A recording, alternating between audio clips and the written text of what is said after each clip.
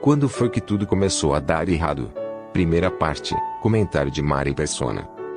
Essa semana teve o dia 1º de abril, né, o dia universal da mentira, e o mundo estava meio preocupado com o dia 1º de abril esse ano, porque havia um vírus que os especialistas já sabiam que esse vírus tinha contaminado milhões de computadores no mundo inteiro, mas ninguém sabia exatamente o que esse vírus fazia. E achavam que no dia 1º de abril esse vírus seria ativado automaticamente e passaria a buscar pela internet, pelas redes, instruções de como ele deveria agir. E se alguém aqui já pegou um vírus no seu computador, você sabe o que é pegar um vírus no computador, o aborrecimento que isso traz. Há diversos tipos de vírus de computador. Você tem aqueles que eles se ativam, né? Você é contaminado, o seu computador é contaminado por um programa, por um e-mail, ou até por um site no qual você entra. Aí ele é ativado, às vezes, por data. Alguns vírus são ativados por uma data específica. Alguns vírus são ativados quando você roda um programa específico. Enquanto você não roda aquele programa, ele não é ativado. Quando você roda, ele entra em cena. Outros são ativados aleatoriamente, ninguém sabe exatamente como. E o resultado disso podem ser os mais diversos. Você tem vírus que acabam com tudo que você tem no seu computador, apaga tudo, formata tudo. Tem vírus que estragam efetivamente o seu HD, o seu hard drive, tendo dificuldade depois para recuperar. Tem vírus que não fazem nada. E esses são até piores, porque você não sabe que ele está ali. Ele fica lá, copiando todas as informações, suas senhas, e mandando para alguém, e um dia você vai ver na conta do seu banco que está faltando dinheiro na conta do banco.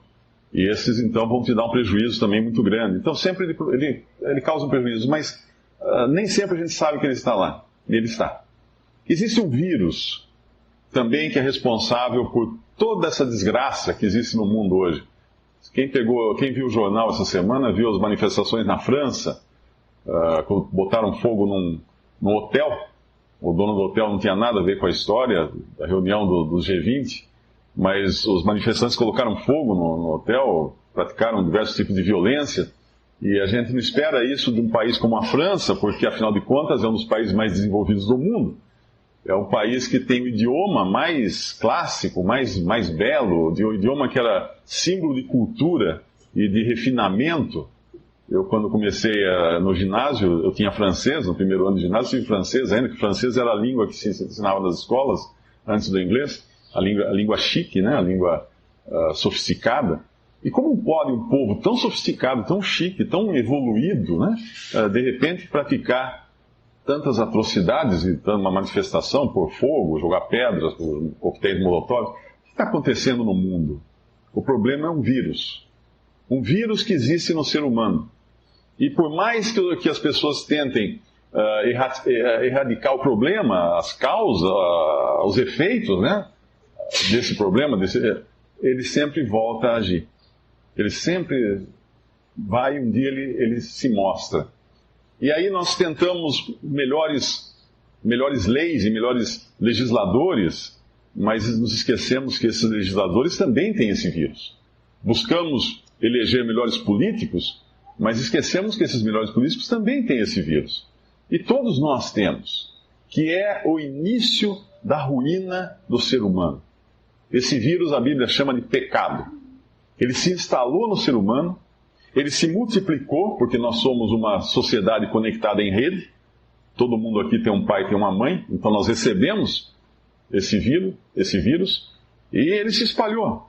Ele se manifesta em alguns de uma maneira, em outros de outra maneira, mas a coisa que nós temos em comum é esse vírus chamado pecado. Talvez você veja um artista famoso de cinema, você admire esse artista ou essa artista, né? Nossa, olha só que vida, que eu não tenho nada em comum que as pessoas têm. Você tem algo em comum com aquele artista famoso, você tem o pecado. Você e ele têm o pecado. Os dois têm a mesma coisa em comum. E às vezes você anda na rua, você passa do lado de um andarilho, fedendo, cheiro de urina, tudo descabelado, sujo. Nossa, eu não tenho nada a ver com esse homem. Tem. você tem o pecado e ele tem o pecado também. Nele o vírus se manifestou daquela forma naquele momento.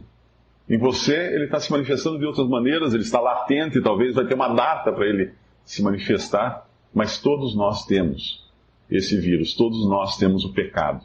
E para a gente entender a origem do pecado e o que é o pecado, nós temos que voltar para a Bíblia, né? Para a palavra de Deus e para as origens da palavra de Deus. Quem trabalha com engenharia e sabe que acontece algum problema num prédio, a primeira coisa que você vai procurar, acontecer uma trinca, algum desabamento, alguma coisa, vai no projeto. Primeira coisa, as pessoas vão no projeto, né? Vamos ver se foi construído de acordo, vamos ver se há uma falha de projeto. E o projeto do ser humano está na Bíblia, principalmente nos primeiros capítulos de Gênesis. E vamos entender, vamos ver alguns versículos para entender como surgiu esse vírus, esse pecado que hoje assola a humanidade e causa tantos males. No capítulo 3 de Gênesis, nós vemos a origem do pecado. Capítulo 3 do livro de Gênesis, versículo 1. Ora, a serpente era mais astuta que todas as alimárias do campo que o Senhor Deus tinha feito. E essa disse à mulher: é assim que Deus disse? Não comereis de toda árvore do jardim? E disse a mulher à serpente: do fruto das árvores do jardim comeremos. Mas do fruto da árvore que está no meio do jardim, disse Deus: não comereis dele, nem nele tocareis, para que não morrais. Então a serpente disse à mulher: certamente não morrereis.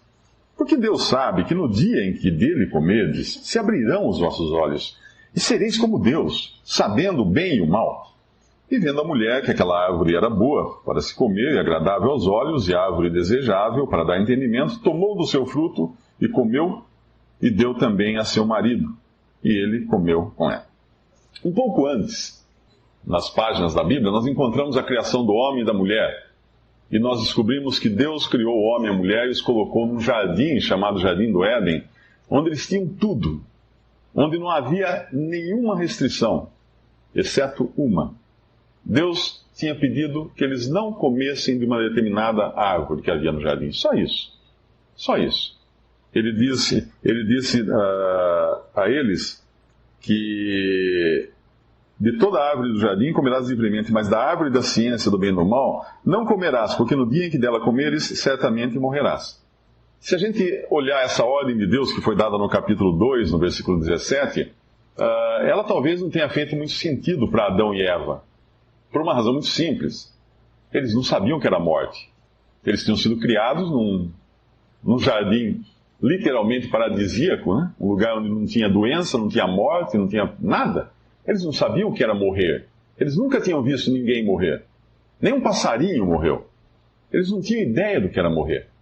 Mas Deus deu essa ordem a eles. E a questão aqui não é se eles sabiam ou não. Deus não passou um filme e falou assim: olha como é que vai ficar o mundo. Quer ver? Olha, eu vou passar um vídeo aqui para vocês saberem como vai ficar o mundo se vocês comerem desse fruto. Deus podia fazer isso, mostrar guerras atômicas, bomba atômica, gente morrendo, pobreza, fome, todo tipo de tragédia, de doença. Não, Deus não fez isso. Ele falou: vocês não comam desse fruto, tá? Eu peço para vocês, podem comer de tudo. Tudo está à vontade, mas desse não. Por que Deus fez isso? Porque Ele é Deus.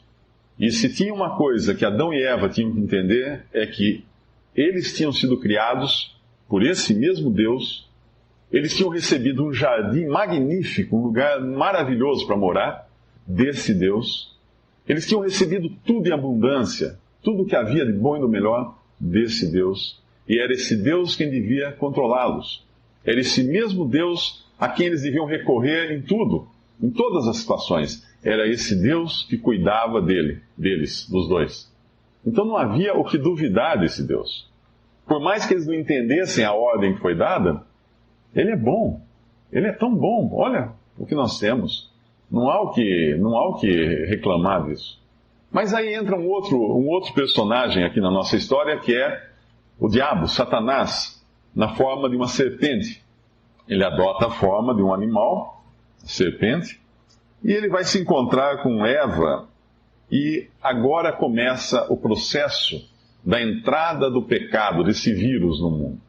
Por incrível que pareça, Satanás não faz algo, ele não vai lá e bate em Eva, ele não vai lá e nega a existência de Deus. É interessante isso, porque nós vemos tanta gente que diz que não acredita em Deus, e muitos achando que se todos acreditassem em Deus, o mundo seria melhor, mas a maioria das pessoas do mundo acredita em Deus. Se você olhar todas as civilizações, eles acreditam que existe um Deus, que existe um Criador, e mesmo assim o mundo não melhora, está numa ruína de sempre. Ele não vai bater de frente com Eva. Satanás vem, e de uma forma muito astuta, muito ardilosa, a primeira coisa que ele faz é tratar o assunto com sarcasmo. Ele vem de uma maneira sarcástica e fala: é assim que Deus disse? Não comereis de toda a árvore do jardim? O modo de trazer a mensagem era sarcasmo. É mais ou menos quando você chega na escola, na faculdade, né, onde todo mundo é muito inteligente e tudo, e alguém chega para você: você acredita em Deus? Você acredita em Jesus? É esse mesmo tom, quando se coloca em dúvida Deus. E Satanás faz isso. Ele coloca em dúvida agora se Deus é bom. É assim que Deus disse: não comereis de toda a árvore do jardim? Esta sempre foi a técnica de Satanás para enganar o homem, colocar em dúvida a bondade de Deus, colocar em dúvida que Deus é um Deus amoroso, um Deus compassivo, um Deus que nos ama, um Deus que quer o melhor de nós. E aí Eva vai entrar na conversa de Satanás e ela diz: não é bem assim. Deus falou para não comermos, né, que a gente falou que ele não podia comer de todas as árvores do jardim, mas não comer desse fruto e nem tocar nele, porque se nós fizéssemos isso, nós morreríamos. Deus não falou que não podia tocar, Deus falou que não podia comer, não havia a ordem tocar. Mas é interessante porque sempre que nós somos assediados por uma influência como essa de Satanás, nós acabamos até distorcendo as coisas que Deus diz, distorcendo as palavras de Deus, para não ficarmos tão mal com a pessoa que nos assedia, né? Você crê em Jesus? Você é um crente em Jesus? Não, mas eu não sou um crente assim, desses que creem, né? Eu creio só, né? Assim, a gente sempre procura amenizar as coisas para achar um meio termo que agrade também a pessoa que está nos assediando, que está nos confrontando. E é isso que Eva faz aqui. E quando Satanás coloca em dúvida a bondade de Deus, ele vai agora dizer que Deus está escondendo o melhor deles. Ele não quer que vocês sejam felizes, porque ele sabe que no dia em que vocês comerem desse fruto, os seus olhos se abrirão e vocês serão como Deus. Como Deus, conhecedores do bem e do mal, como Deus. Vocês vão poder ser senhores do seu destino. Vocês vão poder decidir o que fazem. Vocês não vão ter que dar mais nenhuma satisfação a Deus. Vocês vão ser donos do seu nariz. Quer coisa melhor do que isso? Ele sabe disso, por isso que ele não deixa vocês comerem. Eva pensa naquilo e fala assim: deve ser bom esse fruto, né? Deus está me enganando. Deus está escondendo de mim a melhor parte da história. E todos os dias nós passamos por esse dilema. Todos os dias. Você é tentado a fazer alguma coisa que você acredita que vai dar prazer para você. Aí você se lembra que Deus falou: não faz isso não. Aí você pensa: mas eu vou me sentir bem. Deus está me enganando. Deus está me privando das melhores coisas dessa vida. Deus está me privando da melhor parte, dos melhores prazeres. Olha só quanta gente se divertindo, quanta gente fazendo tantas coisas. E ele falando essas coisas: ele está me privando disso. Ele está me enganando. Essa foi a origem do pecado. Antes mesmo que Adão e Eva comessem daquele fruto, antes mesmo, eles já colocaram em dúvida a bondade de Deus. E eles quiseram tomar a direção. Eles quiseram ter o poder nas suas mãos. Eles quiseram ser donos de si mesmos. Acaso não é isso que nós fazemos todos os dias da nossa vida? Querer ter o controle? Todos nós queremos ter o controle. Toda a história do homem é uma história de poder, de busca pelo poder. Nós olhamos, na política é assim, o homem quer ter o controle.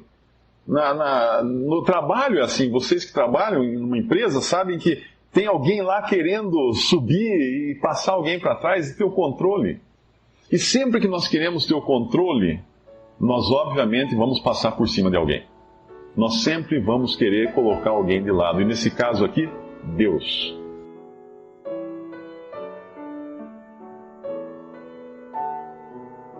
Visite Respondi.com.br. Visite também 3minutos.net.